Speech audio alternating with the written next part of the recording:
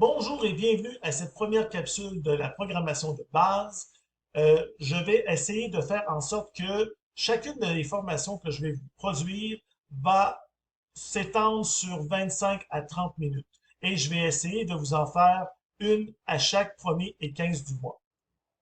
Certains acquis de connaissances sont importants pour pouvoir suivre ce cours. Donc, vous devez savoir repérer un dossier ou un fichier sur votre disque dur et vous devez être capable de faire des recherches sur Internet.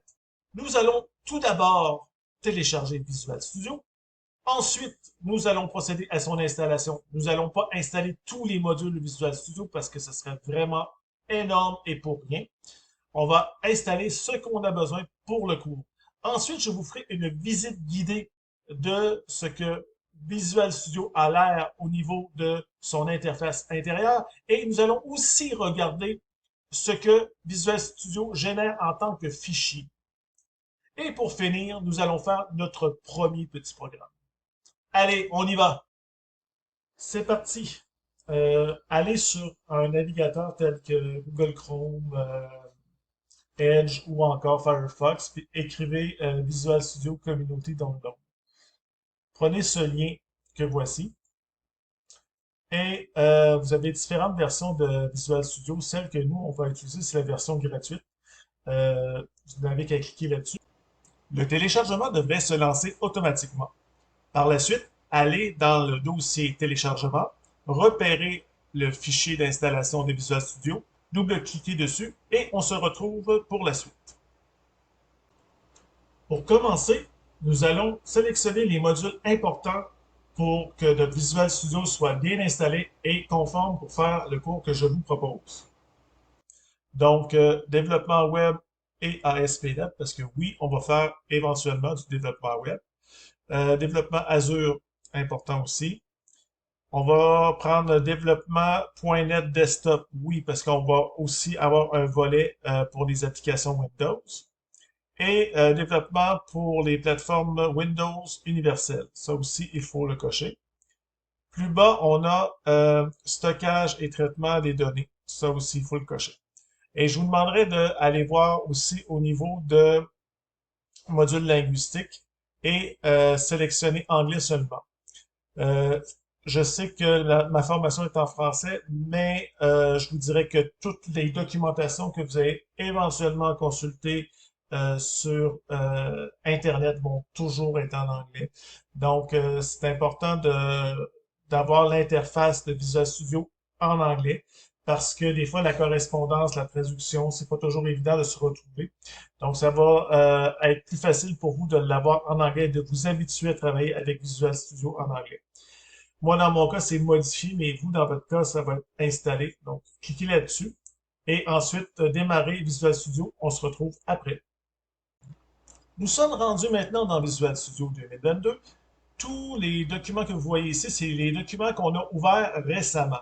Donc, vous, si c'est votre première ouverture, il est normal que vous ayez absolument rien à cet endroit. Ici, ici c'est pour ouvrir un projet. Ici, c'est pour créer un projet. Alors, nous, on va créer un projet. Et je vous suggère de prendre C Sharp, toutes les plateformes et console. Donc, sélectionnez vraiment là, console, parce que c'est une application console pour commencer, pour apprendre la programmation de base. Et je vous dirais, prenez console app.NET Framework. Nous sommes maintenant dans la configuration de notre projet. Premièrement, on va lui donner un nom, premier cours. En dessous, vous avez l'endroit où physiquement il se retrouve sur votre disque dur. En dessous de ça, nous avons le nom de la solution qui, par défaut, est le même que notre projet. Et ensuite, nous avons le framework 4.7.2. C'est quoi un framework? C'est une surface de travail. En clair, c'est tout ce qu'on a besoin pour travailler. Donc, l'outillage, les installations. Donc, évidemment, plus il est récent, plus l'outillage est à la fine pointe. Mais pour nos besoins, application console, ça va être suffisant. 4.7.2. Appuyez sur Créer. Maintenant, nous sommes actuellement dans le début de notre programmation. Visual Studio a créé le namespace qui porte le même nom qu'on lui a donné. C'est le premier cours. Vous voyez, on a une solution qui s'appelle premier cours et on a un projet. Quand vous voyez ça ici, c'est un projet et vous voyez un C# à l'intérieur. On dirait que c'est un projet qui est en C#. Ici, vous avez des références. Ça, on va y revenir plus tard. Ici, vous avez l'app config. Ça aussi, on va y revenir plus tard. Ça ici, c'est votre fameux programme. Donc, il s'appelle programme.cs. Donc, CS pour C#. Donc, ça ici, ça pointe exactement sur le fichier qu'on regarde présentement.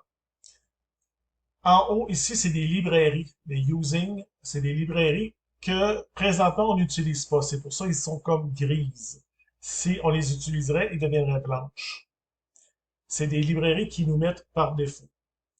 Ici, nous avons une classe. Ça va être repris dans le cours sur la programmation orientée objet. Pour l'instant, on s'y attardera pas pour l'instant. Et ici, c'est le programme principal, c'est pour ça qu'il s'appelle main. Il reçoit un tableau de string. C'est quoi une string? C'est une chaîne de caractères. C'est beaucoup de choses. Vous avez probablement l'impression que je vous parle en Klingon. Ouais, c'est pas génial, mais je vais essayer de vous rendre ça plus clair. Ne vous en faites pas. Le côté statique, ça aussi, ça a un lien plus avec l'orienté objet, donc on s'y attardera pas pour tout de suite.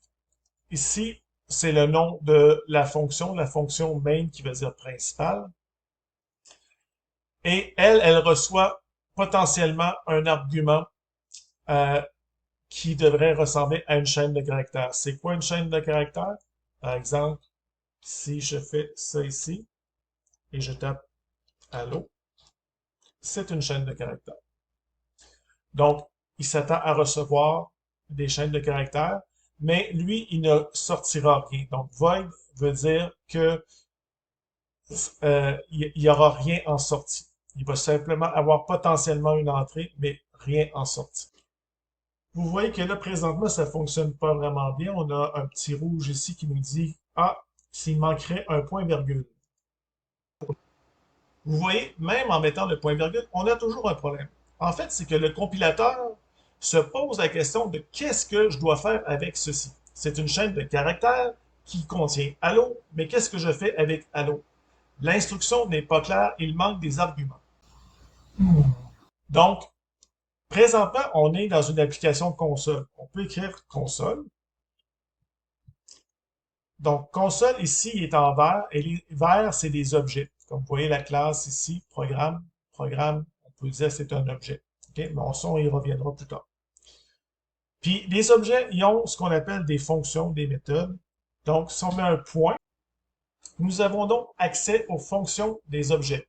WriteLine en est une. Toutes les fonctions doivent avoir des parenthèses. Comme main est une fonction et elle reçoit un tableau de chaîne de caractères. Dans le cas de WriteLine, c'est une chaîne de caractères. Donc, on va pouvoir mettre Allo dedans. Il suffit donc de sélectionner la chaîne de caractères Allo, la couper et la coller dans les parenthèses et la fonction WriteLine pourra afficher Allo. Et voilà, on a une première instruction. Donc, on fait appel à notre objet console. On veut écrire Allo dans la console. C'est ça que ça veut dire. Donc, si on exécute, ça n'a rien fait. Pourquoi ça n'a rien fait? Parce que le programme s'exécute en un dixième de seconde. C'est pas un millième de seconde. En fait, je ne sais pas trop à quelle vitesse, mais en tout cas, c'est très rapide. Donc, si on veut lui dire « prends ça relax », on doit utiliser encore une autre fonction de notre console. Mais là, ça va être readLine. Donc, encore, comme c'est une fonction, on va mettre les parenthèses et on va mettre le point-virgule. Cette fonction attend de lire une ligne. Donc, tant qu'on ne fait pas Enter, elle va attendre. Donc, ici, on dit écrit ça. Et ensuite, attend qu'on écrive quelque chose. Donc, si on le réexécute, Vous voyez, on a le Allo qui s'affiche et là, présentement, ça attend. Si on fait un Enter, la fenêtre de la console s'éteint. Maintenant, regardons comment ça s'est passé.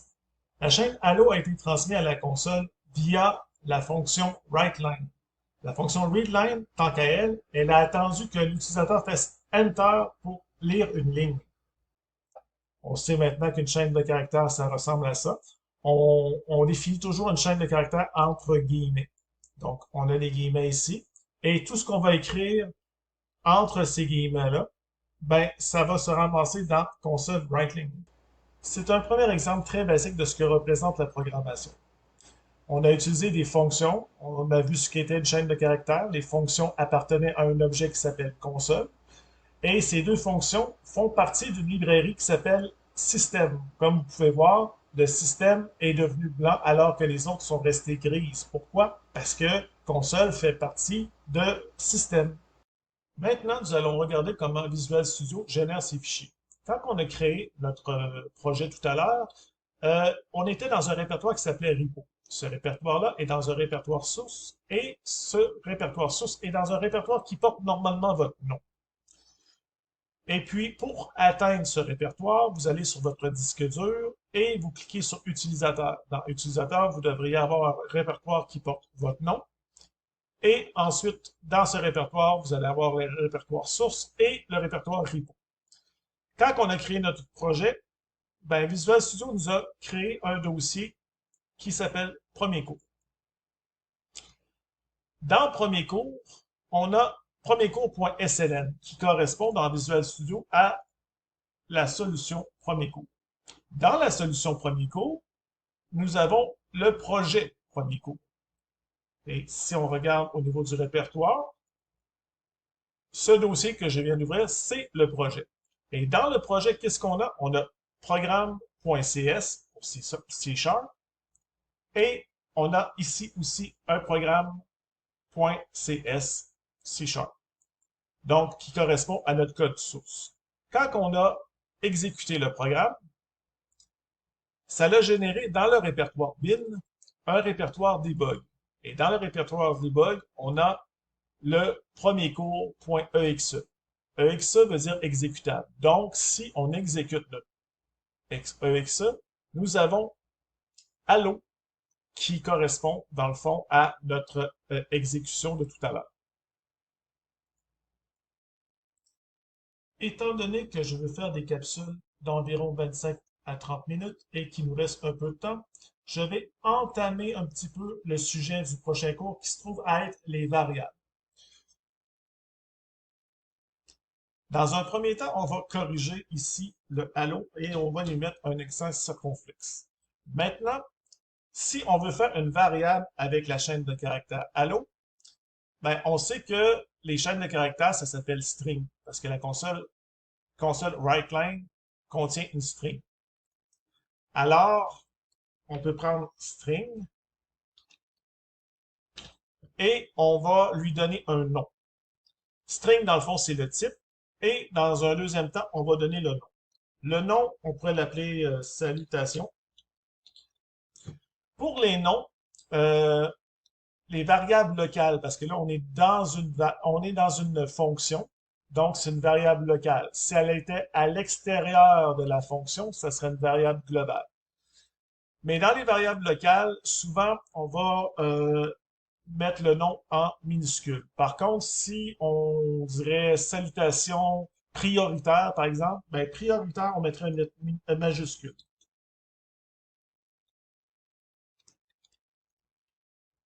Bon, dans notre cas à nous, ce n'est pas utile de mettre prioritaire, c'est juste pour vous expliquer la façon de nommer une variable.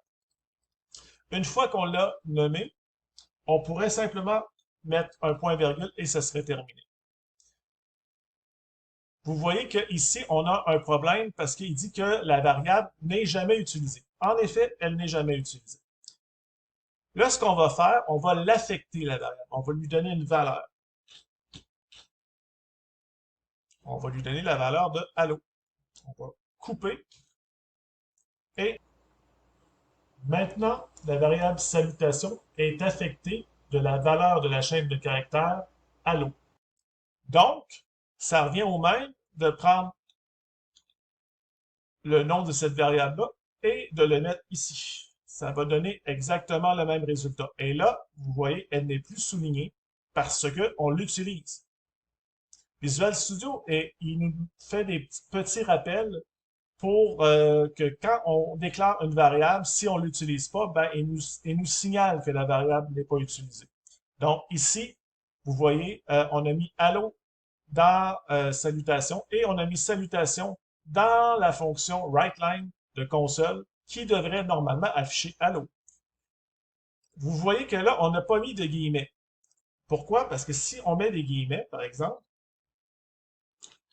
et qu'on exécute le programme, ça va pas afficher Allo, ça va afficher salutation. Parce que là, on vient de dire à la fonction WriteLine que la chaîne de caractères qu'on lui passe, c'est salutation.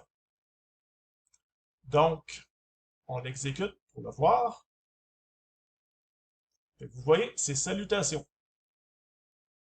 Donc, il nous donne le nom de la variable parce qu'on l'a mis entre guillemets. Puis vous voyez que salutation est redevenu souligné en vert parce que là, on ne l'utilise plus. Pour l'utiliser, on va enlever les guillemets. Donc, la valeur qui est contenue dans la variable salutation va être transmise à la fonction WriteLine de console. Maintenant, ça va afficher Allo. Et voilà.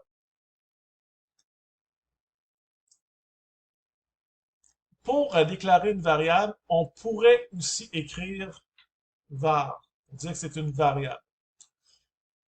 Moi, personnellement, je n'aime vraiment pas ça parce qu'on ne voit pas le type. Mettons qu'on a une autre variable qu'on veut utiliser, mais elle est aussi de type string. On pourrait, par exemple, mettre une variable pour une variable non.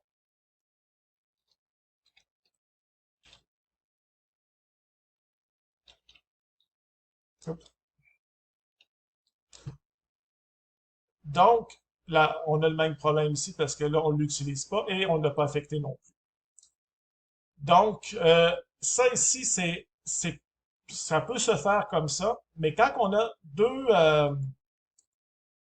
deux variables avec le même type, ce qu'on va faire dans ce temps-là, c'est on va simplement faire une virgule ici et on va ajouter la variable bon. Maintenant, ce qu'on pourrait faire, c'est créer, par exemple, ici, un message d'accueil qu'on pourrait dire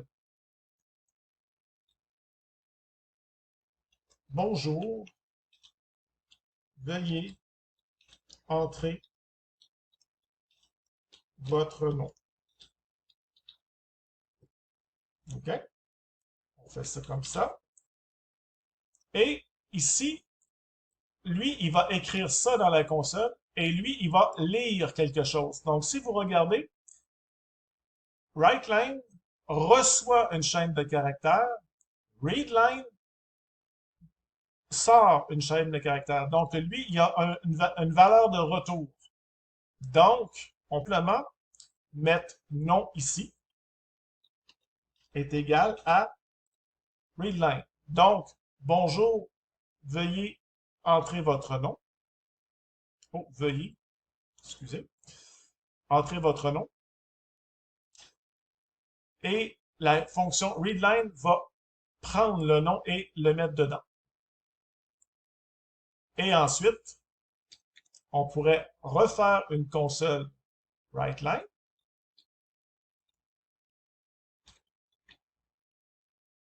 Et on pourrait écrire bonjour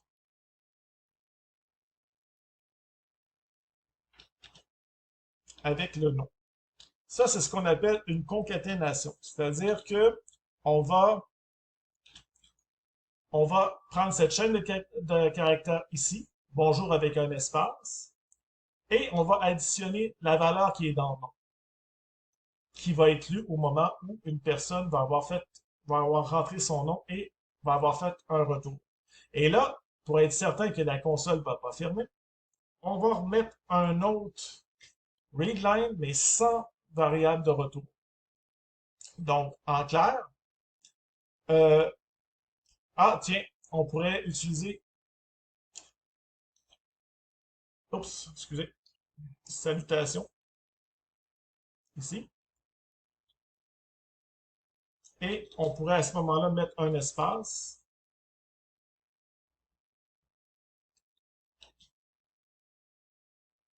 et le nom. Donc, ça va afficher allô, salutation, avec un espace, et le nom qu'on va avoir rentré ici, qui va rentrer dans la variable. Fait que dans un premier temps, on pourrait mettre un point d'arrêt ici, et on va exécuter. Le point d'arrêt permet de voir le code ligne après ligne. OK? Donc là, ici, on va exécuter la première ligne qui va afficher bonjour, veuillez rentrer votre nom. Alors, vous voyez, on l'a ici. Ensuite, on va, on va chercher la valeur entrée au clavier avec la fonction readline. On va écrire notre nom, Michel. Enter. Ensuite, si on voit ici à l'intérieur de nom, il y a Michel. Donc, il va aller chercher qu'est-ce qu'il y a à l'intérieur de salutation, c'est allô, plus l'espace, plus le nom, qui se trouve être Michel, et il va attendre qu'on fasse Enter. Donc, on peut exécuter le reste du programme comme ça. Et ça donne bonjour, veuillez entrer votre nom, Michel. Allô, Michel. Dans cette dernière partie, nous avons fait un petit pas de plus dans la programmation. Nous avons vu que nous pouvions concaténer des chaînes de caractères. Nous avons vu également que nous pouvions récupérer une valeur à l'aide de la fonction console readline et la mettre dans une variable pour la réutiliser par la suite. Et voilà, cette première vidéo tire déjà à sa fin. J'espère que vous allez aimer et que vous avez aussi appris avec cette vidéo, quoi qu'on est encore à nos débuts. Si jamais vous avez des questions, n'hésitez pas à me les transmettre. Dans le prochain cours, il sera question de variables et de fonctions. Et si vous avez aimé cette vidéo, n'hésitez pas à le dire, à lever le pouce et aussi à vous abonner à ma chaîne. Je vous dis donc salut et à la prochaine!